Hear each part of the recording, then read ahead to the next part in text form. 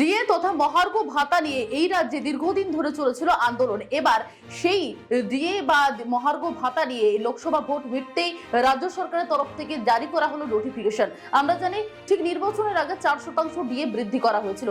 এবার সেই ডিএর বৃদ্ধিতে বর্ধিত ডিএতে এবার দেখা যাচ্ছে যে কার্যকর হবে এবং সেই নিয়ে মুখ্যমন্ত্রী মমতা বন্দ্যোপাধ্যায় কিন্তু যেমনটা জানিয়েছিলেন যে মে মাস থেকে সে বর্ধিত ডিএ পাবে রাজ্য সরকারের কর্মচারীরা, কিন্তু সেখানে দিলেন নয়া চমক। 1 মে থেকে বর্ধিত ডিএ কার্যকর হওয়ার কথা ছিল, কিন্তু ঠিক জামাই ষষ্ঠীর একদিন আগেই রাজ্য সরকারের তরফ থেকে খুশির বার্তা দেওয়া হলো।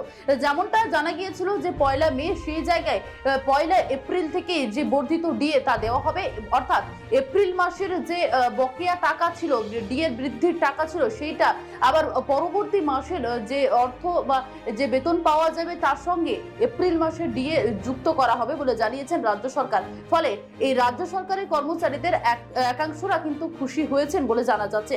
আপনাদের জানিয়ে রাখে যে ইতিমধ্যে যেমনটা আমরা জানি যে ধর্মতলায় দীর্ঘদিন ধরে ডিএর দাবিতে যে সকল সরকারি কর্মচারীরা দীর্ঘদিন ধরে কিন্তু আন্দোলন করে আসছিলেন, বেশ একাংশরা কিন্তু আন্দোলনে সামিল ছিলেন, কারণ তাদের দাবি ছিল কেন্দ্র সরকারের যে ডিএ বৃদ্ধি সেই রকম ভাবে রাজ্য সরকারও ডিএ বৃদ্ধি করতে হবে। কিন্তু সেরকম না হলেও ঠিক লোকসভা নির্বাচনের আগে আমরা গত বছর দেখেছিলাম ডিসেম্বর মাসের দিকে মুখ্যমন্ত্রী মমতা বন্দ্যোপাধ্যায় 4% ডিএ বৃদ্ধি করে এবং ডিএ বৃদ্ধির জেরে কিছুটা হলেও খুশির হাওয়া দেখতে পেয়েছিলাম আমরা।